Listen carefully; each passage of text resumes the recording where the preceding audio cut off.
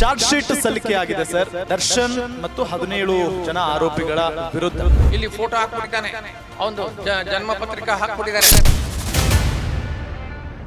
ಏನಾದ್ರೂ ಅಪರಾಧ ಸಾಬೀತಾಗಿದೆ ಆದ್ರೆ ದರ್ಶನ್ ಅವರಿಗೆ ಮರಣ ದಂಡನೆ ಫಿಕ್ಸ್. ಜಡ್ಜ್ ಏನ್ ಮಾಡಿದ್ರು, ಡೆತ್ ಸೆಂಟೆನ್ಸ್ ಕೊಟ್ರೆ ಕೊಟ್ಬಿಟ್ಟ. ಯಾರಿಗೆ? ದರ್ಶನ್ಗೆ. ಅಥವಾ ಅವನಿಗೆ ಜೀವಾವಧಿ ಶಿಕ್ಷೆ 10 ವರ್ಷ, 15 ವರ್ಷ, 20 ವರ್ಷ, 30 ವರ್ಷ ಕೊಡ್ಬೋದು.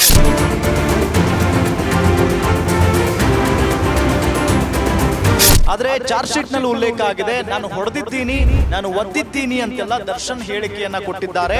ಎಲ್ಲಪ್ಪ ಹೇಳಿದಾನೆ ಅವನು, ನನಗೆ ಕರೆದುಕೊಂಡು ಹೋದ್ರೆ ನಾನು ಪವಿತ್ರ ಆಗೌಡ ಮನೆಯಲ್ಲಿ ಶಿವನಿಟ್ಟಿದ್ದೀನಿ ಅಂತ ಹೇಳಿದಾರಲ್ಲ, ಎಲ್ಲಿ?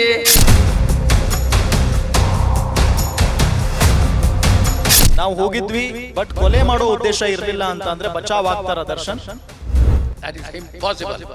That is impossible. ನಾವು ಬಚಾವ್ ಆಗ್ತೀವಿ ಸರ್.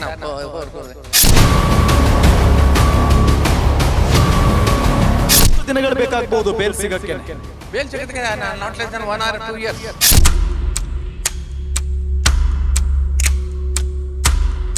ನಮಸ್ಕಾರ ವೀಕ್ಷಕರೇ, ನೀವು ನೋಡ್ತಾ ಇದ್ದೀರಾ ಗ್ಯಾರಂಟಿ ನ್ಯೂಸ್. ನಾನು ರಾಮ್ ಬಡ್ಗೇರ್.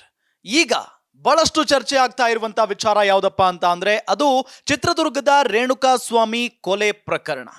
ನಟ ದರ್ಶನ್ ಸೇರಿದಂತೆ 17 ಜನ ಈಗಾಗಲೇ ಜೈಲಿನಲ್ಲಿದ್ದಾರೆ.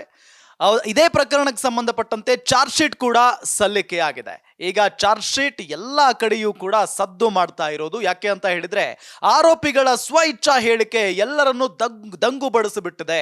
ಯಾಕೆ ಅಂತ ಹೇಳಿದ್ರೆ ಬಹಳ ಪ್ರಮುಖವಾಗಿ ದರ್ಶನ್ ಅವರು ಚಾರ್ಜ್ ಶೀಟ್ ನಲ್ಲಿ ಅಥವಾ ಪೊಲೀಸರ ಮುಂದೆ ಏನ್ ಹೇಳಿಕೆ ಕೊಟ್ಟಿದಾರಲ್ಲ ಆ ಅಂಶಗಳನ್ನ ಚಾರ್ಜ್ ಶೀಟ್ ನಲ್ಲಿ ಉಲ್ಲೇಖ ಮಾಡಿದ್ದಾರೆ. ನಾನು ಒದ್ದಿದ್ದೀನಿ, ನಾನು ಹೊಡೆದಿದ್ದೀನಿ ಅಂತೆಲ್ಲ ಓಪನ್ ಆಗಿನೇ ಅವರು ಸ್ಟೇಟ್ಮೆಂಟ್ ಕೊಟ್ಟಿದ್ದಾರೆ ಪೊಲೀಸರ ಮುಂದೆ. ಹಾಗಾಗಿ ಇನ್ನು ಮುಂದೆ ಏನಾಗುತ್ತೆ ಈ ಒಂದು ವಿಚಾರ, ಈ ಒಂದು ಪ್ರಕರಣ, ಯಾಕೆಂತ ಹೇಳಿದ್ರೆ ಕೋರ್ಟ್ ನಲ್ಲಿ ಟ್ರೈಲಿಂಗ್ ಕೂಡ ಇನ್ನು ಮುಂದೆ ಶುರುವಾಗುತ್ತೆ. ಹಾಗಾಗಿ ಇನ್ನು ವಾಟ್ ನೆಕ್ಸ್ಟ್, ಮುಂದೆ ಯಾವ ರೀತಿಯಾದಂಥ ಹಂತಕ್ಕೆ ಈ ಒಂದು ಪ್ರಕರಣ ತಲುಪುತ್ತೆ, ಮುಂದೆ ಏನಾಗಬಹುದು, ಇದೆಲ್ಲದರ ಬಗ್ಗೆ ಮಾತನಾಡುವುದಕ್ಕೆ ನನ್ನ ಜೊತೆಗೆ ನಿವೃತ್ತ ಪೊಲೀಸ್ ಅಧಿಕಾರಿ ಸಂಗ್ರಾಮ್ ಸಿಂಗ್ ಸರ್ ಇದ್ದಾರೆ. ಅವರನ್ನ ನಾನು ಮೊದಲಿಗೆ ಕಾರ್ಯಕ್ರಮಕ್ಕೆ ಸ್ವಾಗತ ಮಾಡ್ಕೊಳ್ತೀನಿ. ಸರ್ ನಮಸ್ಕಾರ, ಕಾರ್ಯಕ್ರಮಕ್ಕೆ ಸ್ವಾಗತ ನಿಮಗೆ. ಗ್ಯಾರಂಟಿ ನ್ಯೂಸ್ಗೆ ನಮಸ್ಕಾರ. ಭಾಳ ಒಳ್ಳೆ ನ್ಯೂಸ್ ಚಾನಲ್ ಬಂದಿದೆ. ಈಗ ದೇವ್ರು ಒಳ್ಳೇದು ಮಾಡಲಿ. ಭಾಳ ಪ್ರಖ್ಯಾತಿ, ನಮ್ಮ ಕರ್ನಾಟಕದಲ್ಲಿ ಪ್ರಖ್ಯಾತಿ ಆಗಿ, ಅದು ಕನ್ನಡ ಚಾನಲ್ ಅಂದರೆ ನಮಗೆ ಭಾಳ ಇಷ್ಟ. Thank you so much sir. Sir, ಈ ಪ್ರಕರಣಕ್ಕೆ ಬರೋದಾದ್ರೆ ಈಗ ಚಾರ್ಜ್ ಶೀಟ್ ಸಲ್ಲಿಕೆ ಆಗಿದೆ ಸರ್. ದರ್ಶನ್ ಮತ್ತು 17 ಜನ ಆರೋಪಿಗಳ ವಿರುದ್ಧ ಚಾರ್ಜ್ ಶೀಟ್ ಸಲ್ಲಿಕೆ ಆಗಿದೆ. ಮುಂದೆ ಏನಾಗುತ್ತೆ ಸರ್ ಪ್ರೋಸೆಸ್ ಈಗ ನೆಕ್ಸ್ಟ್? ಈಗ ನೋಡಿ, ಈಗ 90 ಡೇಸ್ ಆಗಿದೆ. ಈಗ 90 ಡೇಸ್ ಆಗಿ 90 ಡೇಸ್ ಆದಮೇಲೆ ಹಾಕಿದರೆ ಅವ್ರಿಗೆ got the benefit of this thing, ಏನು, ಅವ್ರಿಗೆ ಬೇಲ್ ಸಿಗ್ತಾ ಇತ್ತು. ಈಗ 90 ಡೇಸ್ ಒಳಗಡೆ ಹಾಕ್ಬಿಟ್ಟಿದ್ದಾರೆ. 3-4 ಡೇಸ್ ಇದ್ದಂಗೆ ಹಾಕಿದ್ದಾರೆ IO. ಅದಕ್ಕೆ ಮತ್ತೆ ಪರ್ಮಿಷನ್ ತೊಗೊಂಡಿರ್ತಾರೆ ಯಾರು, IO. ಹೀಗೆ 90 ಡೇಸ್ ಆಗಿದೆ. Still the investigation has to be continue ಮಾಡಬೇಕಾಗಿದೆ. ಬೇರೆಯವ್ರದ್ದೆಲ್ಲ statement, material evidence, digital evidence ಇದೆಲ್ಲ ನಾವು ಕಲೆಕ್ಟ್ ಮಾಡಬೇಕಾಗುತ್ತೆ. ಆದ್ದರಿಂದ ನನಗೆ ಟೈಮ್ ಬೇಕಾಗುತ್ತೆ ಅಂತ ಹೇಳಿದ್ರು. ಎಷ್ಟಪ್ಪ ಬೇಕು ಅಂತ ಕೇಳಿದ್ದಾರೆ. ಇಲ್ಲ, ಟೈಮ್ ಕೊಡಿ ಸರ್, ಇಷ್ಟೇ ದಿವಸ ಅಂತ, ಇಷ್ಟೇ ಗಂಟೆ ಅಂತ ಹೇಳೋಕ್ಕಾಗಲ್ಲ ಅಂತ ಹೇಳಿದ್ರೆ. ಸೊ ಆಗ ಕೋರ್ಟ್ ಗ್ರ್ಯಾಂಟ್ ಮಾಡುತ್ತೆ. Granted for further investigation in this case ಅಂತ ಹೇಳ್ತಾರೆ. ಸರಿ ಅಂತ ಹೇಳಿದೆ. ಅವರು ಚಾರ್ಜ್ ಶೀಟ್ ಎಲ್ಲ ಹಾಕಿದರೆ ಅದು 3009. ಈಗ ಚಾರ್ಜ್ ಶೀಟ್ ಹಾಕಿರೋದೇ ಡಿಸ್ಪ್ಯೂಟ್ ಆಗೋಗ್ಬಿಟ್ಟಿದೆ. The investigating officer files the charge sheet. He should get ready with according to the law, according to CRPC. ಅವನು ರೆಡಿ ಆಗಿರಬೇಕು. ಏನೋ 17 ಮೆಂಬರ್ಸ್ಗೂ ಅವನು ಆವತ್ತಿನ ದಿವಸನೇ ಕೊಡಬೇಕು. ಅದು ಅವನು ಕೊಟ್ಟಿಲ್ಲ. ಅದು it goes against the prosecution. ಹೌದಾ? ಅವ್ನು ಕೊಡಬೇಕಾಗಿತ್ತು. ಇಲ್ಲ, ನಾವು 3 ಡೇಸ್ ಆದಮೇಲೆ ಕೊಡ್ತೀನಿ ಅಂತ ಹೇಳಿದ್ರೆ 3 ಡೇಸ್ ಆದಮೇಲೆ ಒರಿಜಿನಲ್ ಸ್ಟೇಟ್ಮೆಂಟು ಮತ್ತೆ ಇನ್ನೂ ಏನೇನೋ ಸ್ಟೇಟ್ಮೆಂಟ್ ಆಗುತ್ತೋ ಗೊತ್ತಾಗಲ್ಲ. See, there is every chances that the IO may change the statements of the witnesses. Apart from the material evidences that are still in the custody of the police may change. ಏನೇನೋ ಒಂದು alter ಮಾಡ್ಬೋದು, digital ಏನೋ ಒಂದು ಮಾಡ್ಬೋದು. ಹೌದಾ? ಇದು phone mobile phone ಅವೆಲ್ಲ ಇರ್ತವೆ, ಅದಲ್ಲೆಲ್ಲ ಚೇಂಜ್ ಮಾಡ್ಬೋದು. ಆದ್ದರಿಂದ on the day of this thing, when you present the charge sheet, it will be given to the charge sheet will be given to all the accused persons. ಅದೇ judge ಹೇಳಿದ್ದಾನೆ, ಎಲ್ಲ accused persons ಇದೆಯೇನಪ್ಪ? ಇಲ್ಲ sir, charge sheet copy ಕೊಟ್ಬಿಡ್ತೀನಿ sir ಅಂತ. Charge sheet copy ಕೊಟ್ಬಿಟ್ರೆ ನಮ್ಗೇನು ಬೇಕು? In what way I am concerned, it will be ನಮ್ಮ ಚಿಕ್ಕಪೇಟೆನಲ್ಲಿ ಅಲ್ಲಿ ಇಲ್ಲಿ ಎಲ್ಲ ಸಿಕ್ಬಿಡುತ್ತೆ ಚಾರ್ಜ್ ಶೀಟು.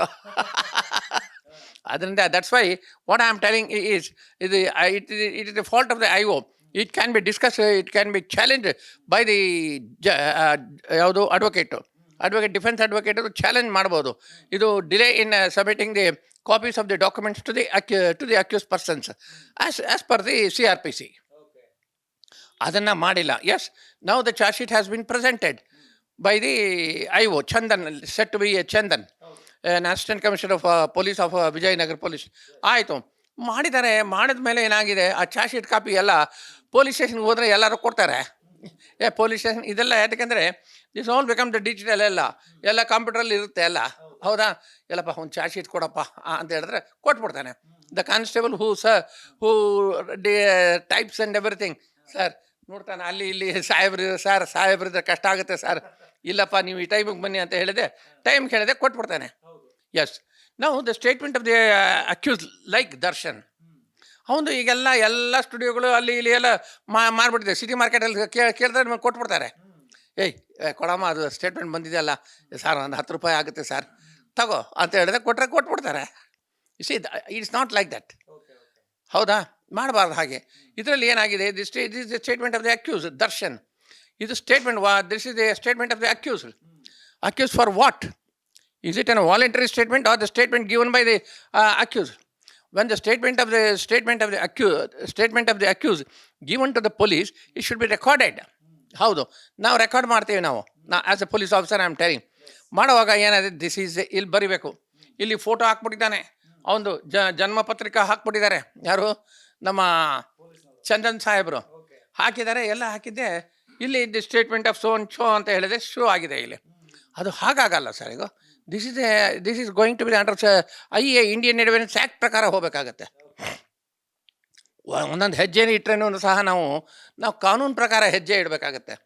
ಆಗ ಏನಾಗುತ್ತೆ, ಅವನು ಹೇಳ್ದ, ಈಗ ಇವನು ದರ್ಶನ್ ನಮ್ಮ ತಂದೆ ಹಾಗೆ ಹೀಗೆ ವಯಸ್ಸು ಇದು ಎಲ್ಲ ರೆಫರೆನ್ಸ್, ಇದು ಹೀಗಾಗಲ್ಲ. This is the voluntary statement of given by so and so Darshan in front of the police officers on so and so date time ಹಾಕಿದೆ, ಬಿಟ್ಬಿಡ್ಬೇಕು. ಅದು ಇಲ್ವಲ್ಲ. The police has not stated whether it is an ordinary statement or a voluntary statement. This statement will be taken by the court at the time of trial against the accused persons. It's this thing, defence ಮಾಡ್ಕೊಳ್ಳೋಕ್ಕಾಗಲ್ಲ. ಅವನು confession ಮಾಡ್ಕೊಳ್ಳೋಂಗಾಗುತ್ತೆ. This is the confessional statement of the accused person. ಯಾವಾಗಪ್ಪ ಮಾಡಿದ್ದಾರೆ ಇದು? Date time ಇಲ್ಲ ಇದು. ಹೌದಾ? ಇದು ಅನಿಸುತ್ತೆ ಏನಾಗುತ್ತೆ ಅಂತ ಹೇಳಿದ್ರೆ, ನಾಳೆ ದಿವಸ ಡಿಫೆನ್ಸ್ ಕೌನ್ಸಿಲ್ ಅಂತ ಹೇಳಿದ್ರೆ ಹಿ ಟೇಕ್ಸ್ ಅಡ್ವಾಂಟೇಜ್. ಹೌಪ, ಅದು ಇದನ್ನು ರೆಕಾರ್ಡ್ ಮಾಡಿರೋದು ಇನ್ವೆಸ್ಟಿಗೇಷನ್ ಇನ್ನೇನು ಚಾರ್ಜ್ ಶೀಟ್ ಆಗ್ತಾರೆ ಅಂದರೆ ಆಗ ಇದನ್ನು ಪ್ರಿಪೇರ್ ಮಾಡಿದ್ದಾರೆ ಅಂತ ಹೇಳಿದ್ರೆ, ಇದು ವೈಟ್ ಪೇಪರ್ ಮೇಲೆ ಸೈನ್ ಮಾಡಿಸಿದ್ದಾರೆ. ಎಲ್ಲ ಸೈನ್ ಹಾಕು ಸೈನು ಅಂತ ಹೇಳಿದ್ದೆ. ಹೌದಾ?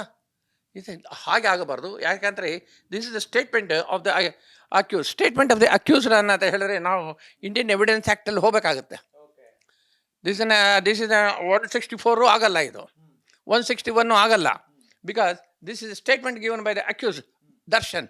ಹೌದಪ್ಪ, ಎಲ್ಲಿವರೆಗೂ ವೇರ್ ಇಟ್ ಸ್ಟ್ಯಾಂಡ್ಸ್ ಅಂತ ಹೇಳಿದ್ರೆ ನಾವು ಕೇಳಬೇಕಾಗತ್ತೆ. ಈಗ ಸರ್, ಈಗ ದರ್ಶನ್ ಈ ಒಂದು ಚಾರ್ಜ್ ಶೀಟ್ ನಾವು ಗಮನಿಸ್ತಾ ಇದ್ರೆ, ದರ್ಶನ್ ಅವರು ಹೇಳಿಕೆ ಅಂದ್ರೆ ಈ ಹಿಂದೆ ದರ್ಶನ್ ಅವರು ಹೊಡೆದಿಲ್ಲ ಹಾಗೆ ಹೇಗೆ ಅಂತೆಲ್ಲ ಚರ್ಚೆ ಆಗ್ತಾ ಇತ್ತು. ಆದರೆ ಚಾರ್ಜ್ ಶೀಟ್ನಲ್ಲಿ ಉಲ್ಲೇಖ ಆಗಿದೆ, ನಾನು ಹೊಡೆದಿದ್ದೀನಿ, ನಾನು ಒದ್ದಿದ್ದೀನಿ ಅಂತೆಲ್ಲ ದರ್ಶನ್ ಹೇಳಿಕೆಯನ್ನ ಕೊಟ್ಟಿದ್ದಾರೆ ಪೊಲೀಸರ ಮುಂದೆ ಅನ್ನೋದು ಒಂದು ಚಾರ್ಜ್ ಶೀಟ್ನಲ್ಲಿ ಗೊತ್ತಾಗಿರುವಂತ ಅಂಶ. ಸೊ ಹೇಗೆ ಸರ್, ಈಗ ಪೊಲೀಸ್ನವರು ಕೋರ್ಟ್ ಹೇಗೆ ನೋಡುತ್ತೆ? ಒಂದು ಪಾಯಿಂಟ್ ಒಂದು ಕರೆಕ್ಟು. ಯಾಕಂತ ಹೇಳಿದ್ರೆ ಈಗ ದರ್ಶನ್ಗೆ ಈಗ ಚಾರ್ಜ್ ಶೀಟಲ್ಲಿ ಒಂದು ಸ್ಟೇಟ್ಮೆಂಟ್ ಇದರಲ್ಲಿ ಬಂದ್ಬಿಟ್ಟಿದೆ.